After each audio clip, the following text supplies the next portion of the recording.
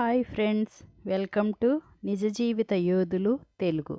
ఈరోజు మనం చదివే పుస్తకము పోలగం. శిక్ష విధింపబడెను.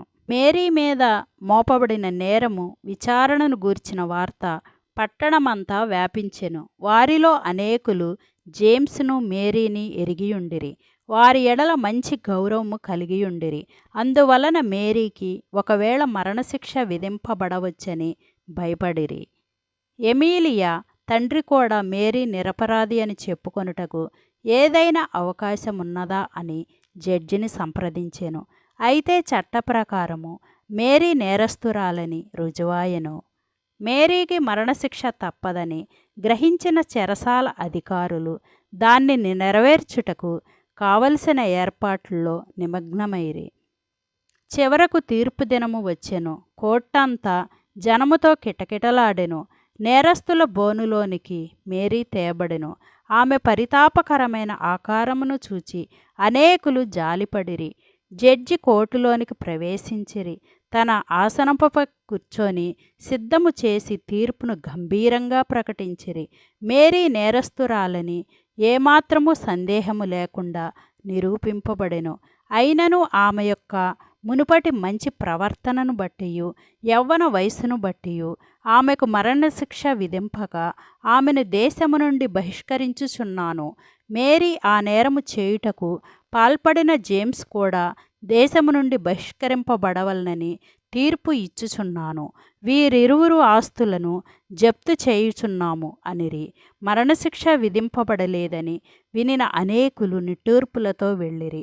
అయితే ఎమీలియా ఈ క్రూరమైన శిక్షను బట్టి కన్నీరు కార్చెను. తన జన్మదిన సందర్భంగా చక్కటి పూలగంపను తెచ్చి బహుకరించిన మేరీకి ఇట్టి శిక్ష విధింపబడినని ఆవేదన చెందెను. కోర్టు నుండి ఇంటికి వెళ్ళిన వెంటనే ఆ పూలగంప కంటబడెను గనుక వెక్కి వెక్కి ఏడ్వసాగెను. మార్గరెట్ను పిలిచి ఆ పూలగంపను తీసుకొని వెళ్ళి పారవేయమని ఆజ్ఞాపించెను. మార్గరెట్ హృదయముండిన ద్రోహ తలంపులు ఇంకనూ మారలేదు. ఆమె ఆ గంపను తీసుకొని తిన్నగా మేరీ ఇంటికి వెళ్ళెను. ఆ సమయంలో పోలీసు వారు మేరీని జేమ్స్ను దేశ బహిష్కరణ చేయుటకు సిద్ధపడుచుండిరి. మార్గరెట్ ఆ పూలగంపను మేరీ ఎదుట విసిరివేసెను. ఇదిగో నీవిచ్చిన బహుమానము, నీ వంటి దొంగల యొద్ద నుండి పొందిన బహుమానమును ఉంచుకొనుటకు యజమానురాలికిని ఆమె కుమార్తెకును ఇష్టము లేదంట. ఈ పూలగంపను నీ ముందర విసిరి రమ్మని నాతో చెప్పిరి అని అబద్ధపు మాటలను పూలగంపతో పాటు విసిరి వెళ్ళెను మార్గరెట్. అవమానము దుఃఖమును మేరీ గొంతును నలిపివేసినవి. మెల్లగా వంగి ఆ గంపను తీసుకొని హత్తుకొనెను. నన్నెప్పుడూ మరువవద్దు అనే మాటలు ఆమెను పరిహసించి నవ్వుచున్నట్లుండెను. ఏడ్పును ఆపుకొనలేకపోయెను. కన్నీరు ధారలుగా బయలుదేరెను. అప్పుడు జేమ్స్ మేరీ చేతులను ప్రేమతో పట్టుకొని ఆమె కన్నీటిని తుడిచెను. మేరీ, రామ్మ, మనము ఈ దేశము నుండి వెళ్ళుటకు ముందు మనలను మరణము నుండి కాపాడిన ప్రభువును స్తుతించెదము అని చెప్పెను. ఇద్దరును ఆ ఇంటి ముందు మోకరించిరి.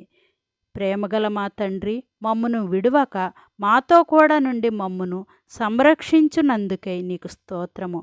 మరణశిక్ష నుండి మేరీని అద్భుతంగా తప్పించినందుకే నీకు కృతజ్ఞతాస్తుతులు చెల్లించుచున్నాము. రాకపోకలయందు తోడయుండి మమ్మల్ని పరామర్శించు మా పరమతండ్రి, ఇప్పుడు మేము ఈ ప్రాంతము నుండి బయలుదేరుచున్నాము. క్రొత్త ప్రాంతంలో నీ కృపచేత మమ్మను ఆదరించుము.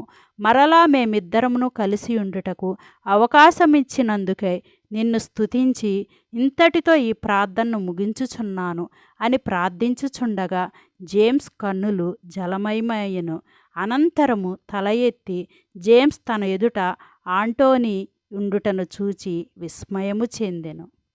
మరిన్ని వీడియోస్ కోసం లైక్ చేయండి, షేర్ చేయండి, సబ్స్క్రైబ్ చేసుకోండి.